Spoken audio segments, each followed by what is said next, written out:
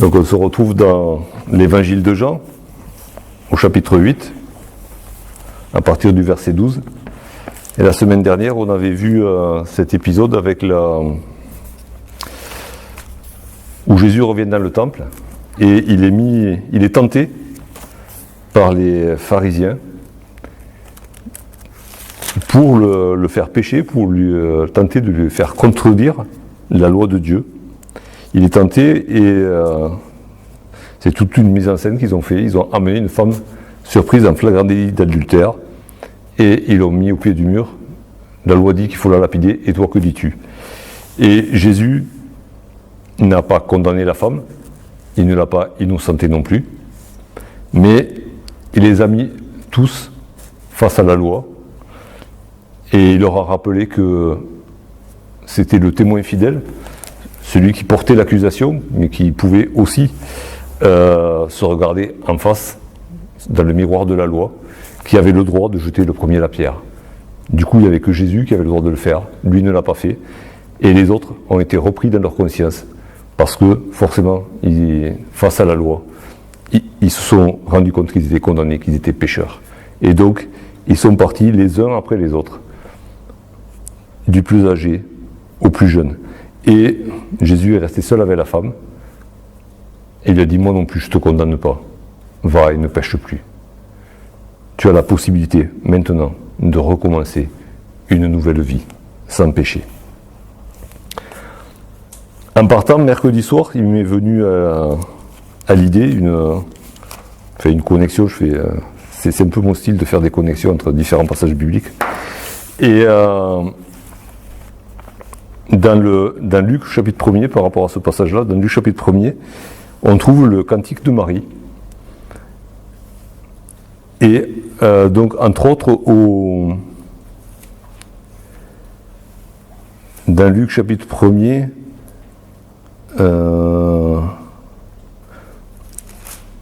au verset 51, Marie a prophétisé en parlant de Jésus qu'elle portait, et elle a dit, il a déployé, en parlant de Dieu, il a déployé la force de son bras, il a dispersé ceux qui avaient dans le cœur des pensées orgueilleuses. Et la semaine dernière, on avait vu tout l'orgueil dont faisaient preuve ces hommes religieux par rapport, on l'a vu aussi la semaine précédente, par rapport à la foule aussi, qui méprisait, par rapport à cette femme qui méprisait aussi, Jésus, d'un mot, les a dispersés. Il a dispersé les orgueilleux. Et c'est touchant de voir que la prophétie de Marie a été d'emblée mise en pratique par le Seigneur, a été accomplie par le Seigneur face à cette femme-là, qui était accusée à juste titre, mais qui était accusée pour de mauvaises raisons. Elle était coupable, mais si elle était accusée devant Jésus, c'était pour de mauvaises raisons, c'était pour tenter de faire tomber Jésus, parce que ces hommes-là se croyaient supérieurs à tous, même supérieurs à Jésus, et pourquoi pas supérieurs à Moïse et même à Dieu. Et voilà, Jésus les a dispersés. Donc on se retrouve au verset 12, et je propose de lire jusqu'au verset 20. Jésus leur parla de nouveau et dit, « Je suis la lumière du monde. Celui qui me suit ne marchera pas dans les ténèbres, mais il aura la lumière de la vie. » Là-dessus, les pharisiens lui dirent, « Tu rends témoignage de toi-même, ton témoignage n'est pas vrai. » Jésus leur répondit, « Quoique je rende témoignage de moi-même, mon témoignage est vrai, car je sais d'où je suis venu et où je vais. Mais vous ne savez d'où je viens, ni où je vais. Vous jugez selon la chair. Moi, je ne juge personne. Et si je juge, mon jugement est vrai, car je ne suis pas seul. Le Père qui m'a envoyé est avec moi. Il est écrit dans votre loi que le témoignage de deux hommes est vrai. Je rends témoignage de moi-même, et le Père qui m'a envoyé rends témoignage de moi. Ils lui dirent donc, où est ton Père ? Jésus répondit, vous ne connaissez ni moi, ni mon Père. Si vous me connaissiez, vous connaîtriez aussi mon Père. Et Jésus dit ces paroles, enseignant dans le temple, au lieu où était le trésor. Et personne ne le saisit, parce que son heure n'était pas encore venue.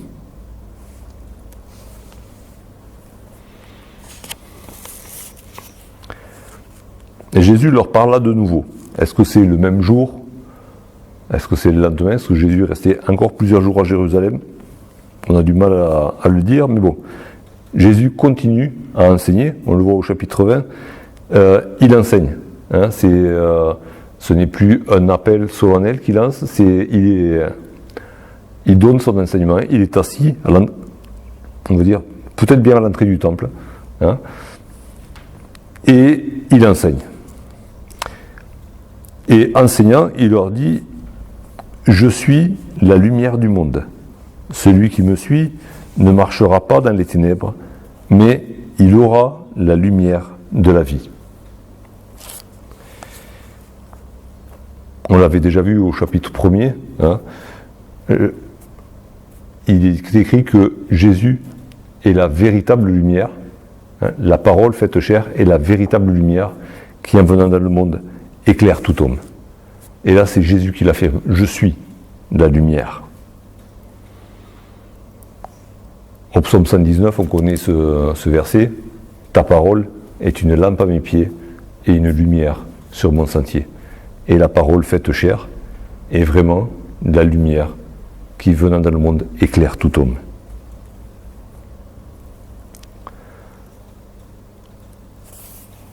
Dans la première épître de Jean, au chapitre 1er,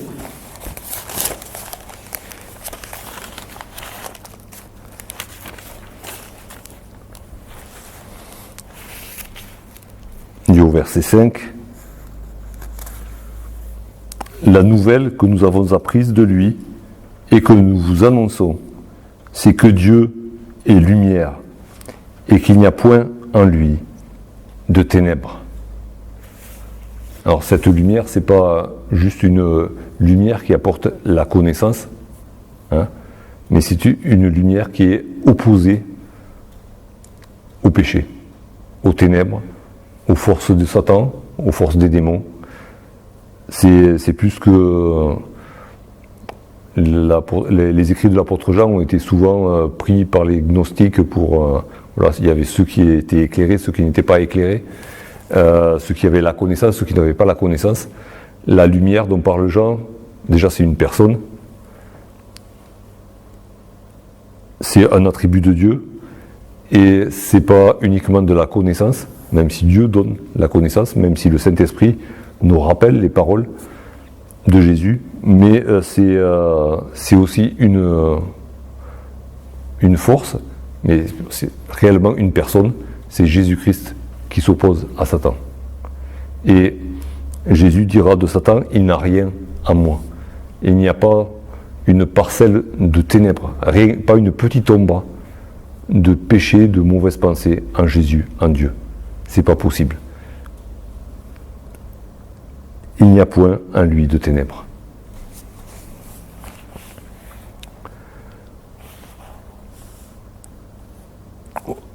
Au chapitre 7, il avait été question de ce fleuve de vie, hein, en parlant du Saint-Esprit, le fleuve de vie qui coulerait de ceux qui croiraient en Jésus-Christ. Et ici, il est question de la lumière de la vie. Celui qui me suit ne marchera pas dans les ténèbres, mais il aura la lumière de la vie. Celui qui me suit ne peut plus pratiquer le péché. Il ne marchera pas dans les ténèbres. Même s'il nous arrive de trébucher, de nous écarter du droit chemin, nous ne marchons pas volontairement et à longueur de vie dans les ténèbres. Parce que nous avons reçu la lumière de la vie. Et on peut faire le rapprochement avec ce fleuve de la vie. Celui qui est venu à Jésus, qui marche avec Jésus, il reçoit aussi le Saint-Esprit, la lumière de la vie. Et le Saint-Esprit nous remet en mémoire continuellement les paroles de Jésus. Et il nous régénère, il nous transforme chaque jour un peu plus à l'image de Jésus. Et du coup, on devient de plus en plus incapable de marcher dans les ténèbres. Et de plus en plus capable par le Seigneur de marcher comme des enfants de lumière.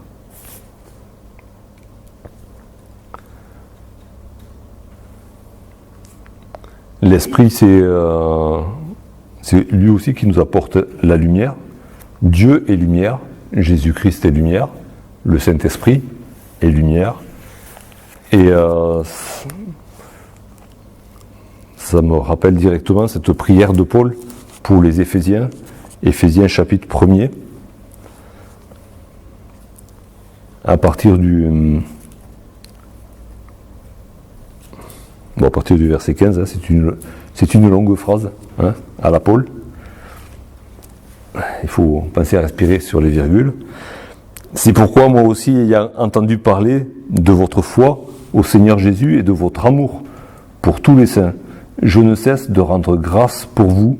Je fais mention de vous dans mes prières, afin que le Dieu de votre Seigneur Jésus-Christ, le Père de gloire, vous donne un esprit de sagesse et de révélation dans sa connaissance, qu'il illumine les yeux de votre cœur, pour que vous sachiez quelle est l'espérance qui s'attache à son appel, quelle est la richesse de la gloire de son héritage qu'il réserve aux saints, et quelle est envers nous qui croyons l'infinie grandeur de sa puissance, se manifestant avec efficacité par la vertu de sa force. Que le Père de gloire vous donne un esprit de sagesse et de révélation dans sa connaissance. Et c'est tout à fait le rôle du Saint-Esprit que de nous faire comprendre la parole de Dieu, de nous révéler la sagesse infinie de Dieu. Et du coup qu'il illumine les yeux de votre cœur. Et là, encore une fois, il est question de lumière. Dieu n'éclaire pas le monde juste pour faire de la lumière autour de nous, il éclaire notre cœur. Et quand on vient à Jésus-Christ, on reçoit cette lumière dans notre cœur, le Saint-Esprit, la lumière de la vie. Là-dessus, les pharisiens lui dirent « Tu rends témoignage de toi-même, ton témoignage n'est pas vrai ». Alors on voit à nouveau la perversité de ces pharisiens. C'est Jésus lui-même qui leur avait fait ce reproche au chapitre 5, en leur reprochant de se recommander eux-mêmes, et même de se recommander les uns aux autres. Et à la suite de cela, Jésus avait dit « Moi, je vous présente mes témoins ». Il avait présenté 4 témoins. Et du coup, là, quand Jésus parle de lui-même, il dit « ton témoignage n'est pas vrai ». Comme quoi, il se souvient très bien de ce que Jésus leur avait dit. Et du coup, il pourrait très bien se souvenir, s'il le voulait, des 4 témoins que Jésus a déjà présentés. Et Jésus ne revient pas en arrière. Ce qui a dit est dit, et de toute manière, il sait qu'ils l'ont entendu. Et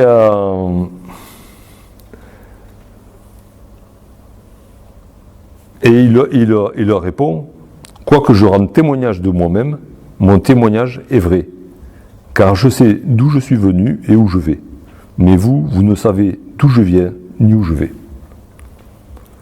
Encore une fois, Jésus leur fait toucher du doigt qu'ils sont ignorants. Vous ne savez rien de moi. Vous croyez savoir, mais vous ne savez rien. Vous ne savez pas d'où je viens, vous ne savez pas où je vais. Vous croyez savoir que je viens de Nazareth, mais en fait, vous ne savez pas que je suis né à Bethléem, que je suis de la lignée de David, que je suis le Messie, que j'ai accompli les prophéties, que je suis ce prophète que Moïse a annoncé. Tout ça, vous avez décidé de l'ignorer, et du coup, vous ne me connaissez pas, vous ne savez rien de moi. Par contre, il leur dit, mon témoignage est vrai, même si c'est moi qui parle de moi.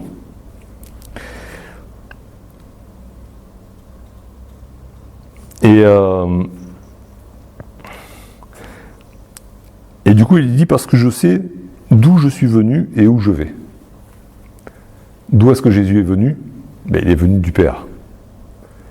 Et dans la première épître de Jean, il est question, le Père est appelé le véritable. Jésus sait qu'il vient du véritable. Il sait que lui-même est le véritable, qu'il est vrai.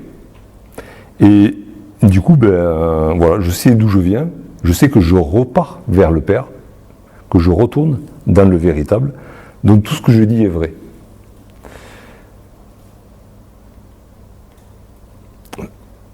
Ça m'a fait penser à ce passage ce verset dans l'Épître aux Hébreux, au chapitre 6.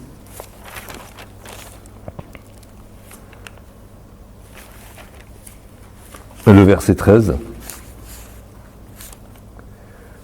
Lorsque Dieu fit la promesse à Abraham, ne pouvant jurer par un plus grand que lui, il jura par lui-même. Quand on prête serment sur quelque chose de sacré, quelque chose de grand. Dieu ne pouvait pas prêter serment sur rien de plus grand que lui, donc il a juré par lui-même. Et Jésus certifie la véracité de son témoignage par lui-même. Je sais d'où je viens, je sais où je vais, je sais qui je suis. Je suis le Fils de Dieu. Il leur a déjà dit au chapitre 5. Je suis le Fils de Dieu. Si Dieu est le véritable, moi qui suis son Fils, je suis vrai aussi. Tout ce que je dis, c'est la vérité. Forcément, ils ne pouvaient pas recevoir ce témoignage-là, puisqu'ils avaient refusé de croire que Jésus était le Fils de Dieu. Mais Jésus affirme encore une fois sa divinité. Et c'est Pierre qui, à la fin de l'évangile de Jean, dira à Jésus, « Seigneur, tu sais toutes choses. Tu sais que je t'aime, mais tu sais toutes choses. » Et Jésus sait toutes choses. Il a connaissance de tout. Et du coup, il connaît parfaitement la vérité. Il est véritable, lui aussi. Et du coup, son témoignage est toujours vrai. Tout ce qu'il peut dire, c'est vrai.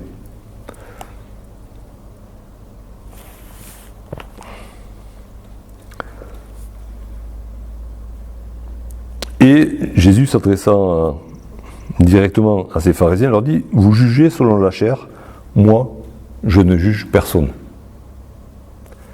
Alors moi, je ne juge personne, il vient de leur en donner une preuve.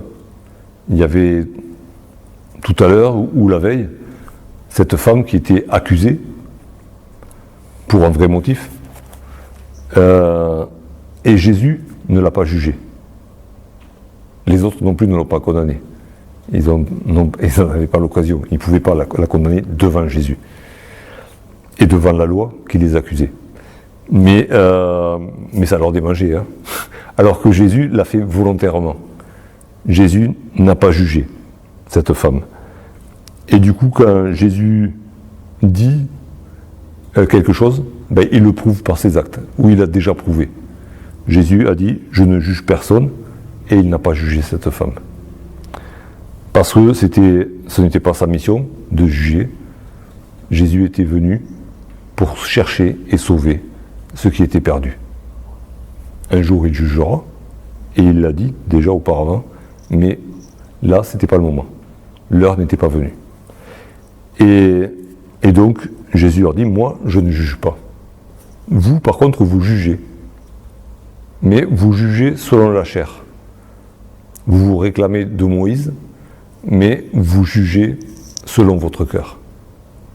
Selon vos désirs, selon vos mauvaises pensées, c'est comme ça que vous jugez.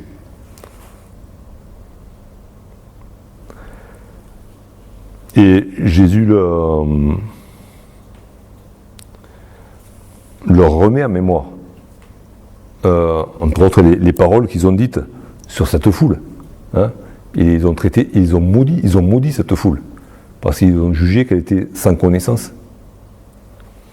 Ils ont condamné cette femme, alors qu'eux étaient au moins aussi coupables qu'elle. Et Jésus leur rappelle aussi ce que Nicodème leur a dit un peu plus haut au chapitre 7. Vous rendez des jugements sans même écouter la défense de l'accusé. Est-ce que c'est comme ça que Moïse vous a enseigné à juger? Non, vous jugez selon votre chair.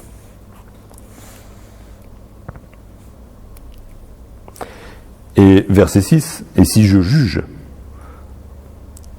mon jugement est vrai, car je ne suis pas seul, mais le Père qui m'a envoyé est avec moi. » Alors si je juge, oui, ils viennent juste là de porter un jugement sur la manière de juger des pharisiens. Donc oui, il juge à certains moments Jésus sans condamner irrévocablement. Il laisse toujours la porte ouverte à la repentance. Mais si je juge, mon jugement est vrai. Mon jugement est vrai parce que moi je ne juge pas selon la chair. Le Père qui m'a envoyé est avec moi.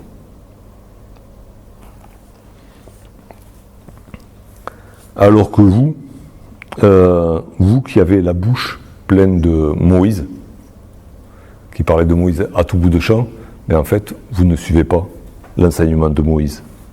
Alors que moi, je suis l'enseignement de la parole de Dieu, toute la parole de Dieu.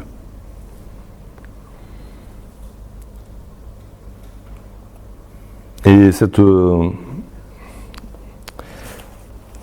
opposition dans les jugements, le jugement de Jésus qui est véritable, parce qu'il est selon l'esprit de la parole, parce qu'il forcément il est sorti du Père, et il a toute la parole de Dieu. Il est la parole de Dieu. Il ne juge pas selon la chair, il ne juge pas à son avantage, mais il se prononce pour relever le pécheur. Et de l'autre côté, cette manière charnelle de juger, ça peut nous... Alors, ils ont une manière charnelle de juger, alors qu'ils ont la bouche pleine de la loi. Ils ne parlent toujours que de la loi et de Moïse. Ça m'a rappelé ce passage qu'on avait vu il y a peut-être un an ou deux, dans l'épître de Paul à Timothée, 2 Timothée 3.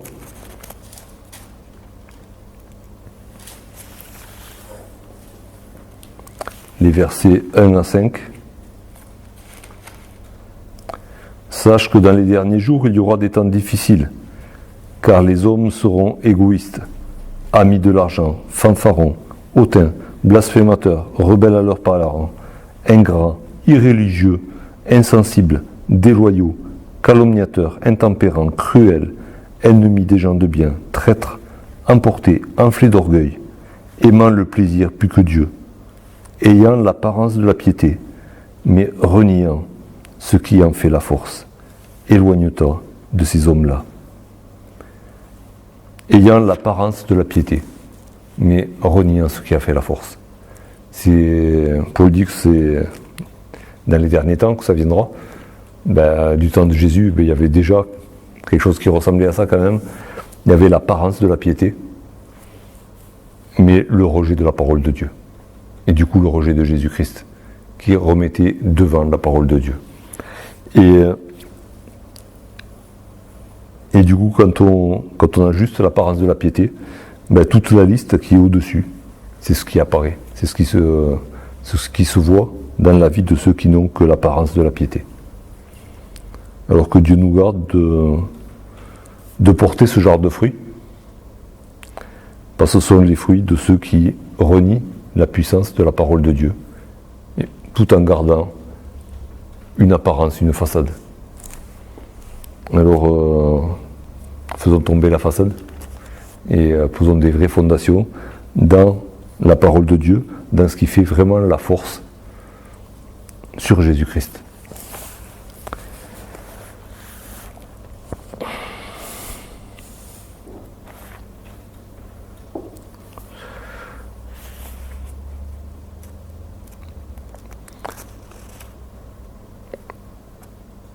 il est écrit dans votre loi que le témoignage de 2 hommes est vrai.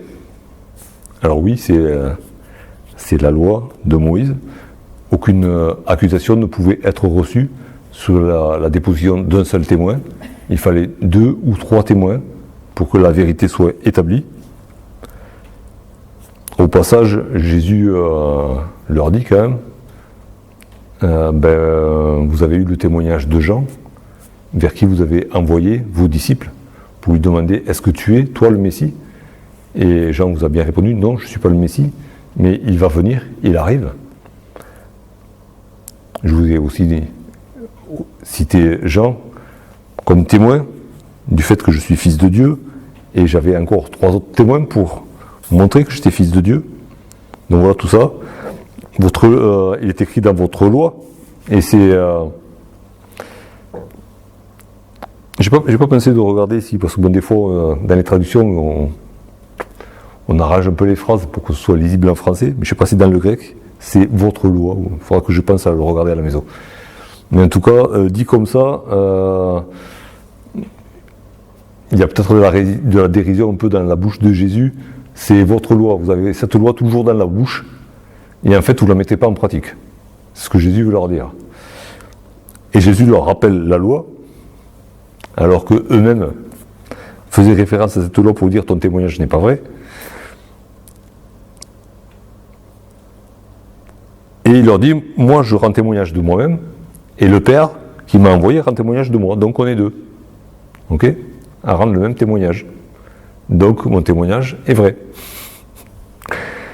Et c'est pas la première fois, enfin, c'est s'ils avaient bien voulu comprendre, s'ils avaient bien voulu croire, surtout quand Jésus avait dit je suis le Fils de Dieu, ils auraient su qui était le Père.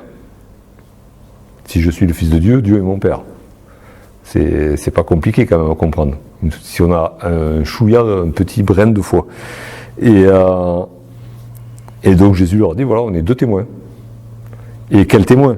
Parce que la loi dit que le témoignage de 2 hommes est vrai. Que dire du témoignage de 2 personnes divines? C'est pas la même. Si Dieu qui ne peut mentir dit quelque chose, forcément son témoignage est vrai et supplante tous les autres témoignages. C'est pas de l'à peu près là. C'est pas Jean qui rend témoignage, c'est pas des miracles qui peuvent des fois être mal interprétés qui peuvent rendre témoignage, c'est pas les écrits de Moïse, aussi clairs soient-ils pourtant, qui rendent témoignage, c'est Dieu lui-même. Donc on est 2, le Père et le Fils, Dieu, et sont loin à rendre témoignage, et on dit tous les 2 la vérité. Je suis la lumière du monde. Et lui dire donc, où est ton Père? Notre Père qui est aux cieux, il aurait pu leur dire non, mais c'était pas leur Père, donc il ne pouvait pas leur faire dire notre Père. Mais où est ton Père? Et Jésus répondit, vous ne connaissez ni moi, ni mon Père. Si vous me connaissiez, vous connaîtriez aussi mon Père.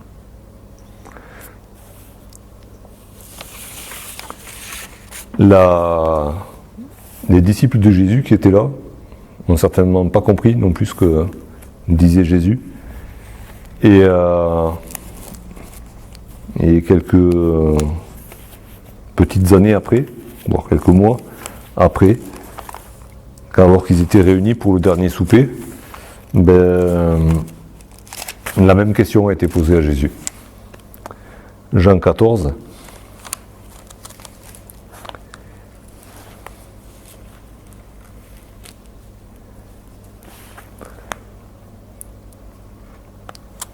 Et on voit encore toute l'ignorance des disciples qui avaient marché avec Jésus pourtant, mais qui n'avaient pas encore saisi qui était vraiment Jésus, même si plusieurs d'entre eux avaient dit tu es le Christ, le Fils du Dieu vivant. Mais de là à l'intégrer complètement dans leur vie de tous les jours, et il y avait encore de l'espace, quoi. Et au verset 4, au verset 3, Jésus leur dit, lorsque je m'en serai allé et que je vous aurai préparé une place, je reviendrai et je vous prendrai avec moi, afin que là où je suis, vous y soyez aussi. Vous savez où je vais, et vous en savez le chemin. Jésus avait dit aux pharisiens, vous ne savez ni d'où je viens, ni où je vais. Et Jésus dit à ses disciples, vous savez où je vais. Thomas lui dit, Seigneur, nous savons où tu vas. Comment pouvons-nous en savoir le chemin? Thomas et les autres disciples autour de lui, certainement, parce qu'il n'y a aucun disciple, aucun autre qui le reprend.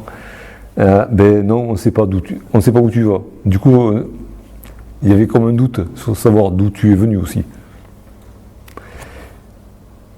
Jésus lui dit, je suis le chemin, la vérité et la vie. Nul ne vient au Père que par moi. Si vous me connaissiez, vous connaîtriez aussi mon Père. Encore là, Jésus est en train de dire, vous ne me connaissez pas vraiment, vous ne savez pas vraiment qui je suis encore. Et dès maintenant, vous le connaissez, et vous l'avez vu. Philippe lui dit, Seigneur, montre-nous le Père, et cela nous suffit. Jésus lui dit, il y a si longtemps que je suis avec vous, et tu ne m'as pas connu, Philippe. Celui qui m'a vu a vu le Père. Comment dis-tu, montre-nous le Père?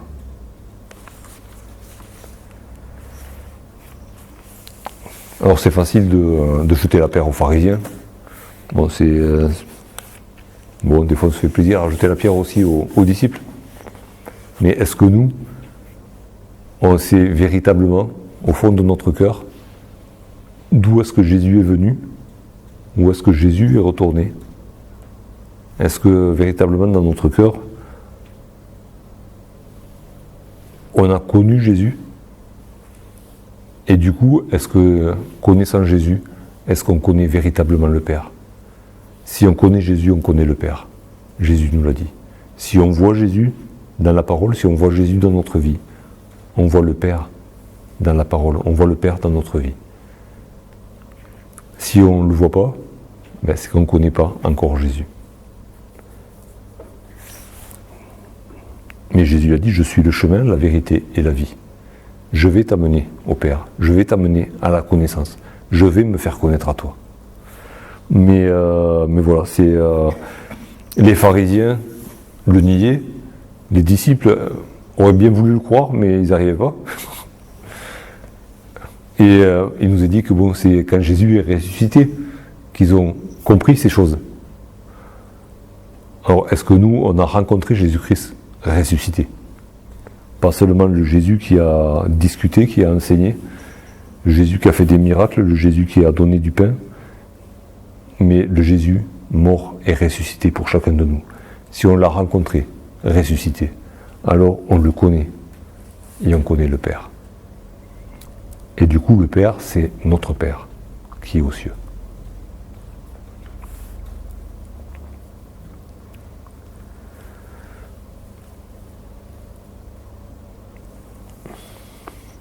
Au premier chapitre, il était écrit « Personne n'a jamais vu Dieu. Jésus, le Fils unique qui est venu du Père, lui l'a fait connaître. » Alors forcément, on ne connaît pas Dieu comme lui nous connaît encore. On connaît partiellement. Un jour, on connaîtra comme on a été connu. Mais si on veut avancer dans la connaissance du Père, approchons-nous encore de Jésus. Toujours plus près de Jésus, toujours plus près de la parole. Et on s'approchera du Père de plus en plus. On deviendra des enfants de lumière de plus en plus.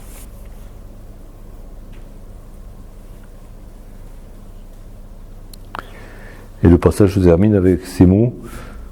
Jésus enseignait au lieu où était le trésor. Et personne ne le saisit parce que son heure n'était pas encore venue. Encore une fois, Jésus fait la volonté de Dieu, et c'est la volonté de Dieu qui s'accomplit.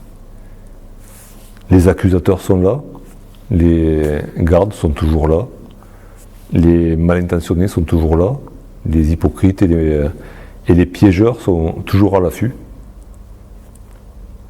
Mais la volonté de Dieu s'accomplit, Jésus reste libre d'enseigner. Et il enseigne alors. J'ai pas cherché un plan du temple. Je sais même pas si j'avais cherché le trésor du temple, je serais tombé chez les Templiers peut-être, mais pas sur une explication de ce verset peut-être. Mais Jésus enseignait au lieu où était le trésor. Alors, Jésus n'étant pas lévite, je pense qu'il n'avait pas accès aux salles où était entreposé le trésor du temple. Je pense tout simplement qu'il était à l'entrée du temple, là où les adorateurs déposaient leur offrande. Mais c'était peut-être une autre des habitudes de Jésus. Il avait coutume d'aller au Mont des Oliviers. Il avait peut-être aussi coutume, on le voit, d'aller dans le parvis des gentils, mais aussi de se tenir dans cet endroit-là. Et c'est à cet endroit-là qu'on le retrouvera un jour, examinant non pas la quantité d'argent que mettaient les adorateurs dans le trône, mais la qualité du cœur de ceux qui donnaient.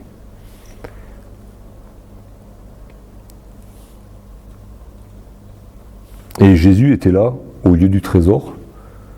Ça nous rappelle, là où est ton trésor, là aussi sera ton cœur. Et Jésus, je l'espère pour chacun de nous, est véritablement notre trésor. Et du coup, notre trésor est dans le ciel, auprès de Dieu.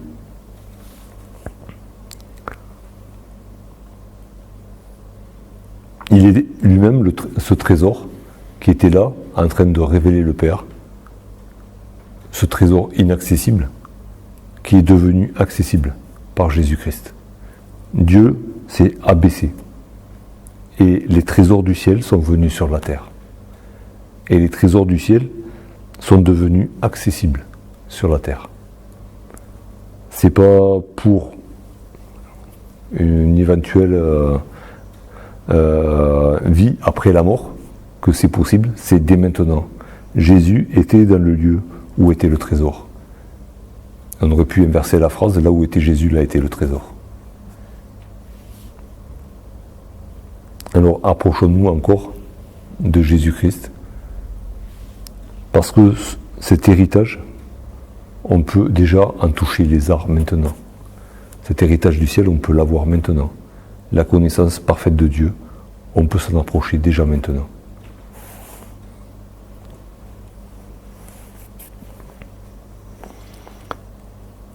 Et c'est parce qu'il s'est approché de nous qu'on a reçu la lumière de la vie. Et c'est cette lumière de la vie qui nous amène chaque jour un petit peu plus près de notre Père qui est dans les cieux.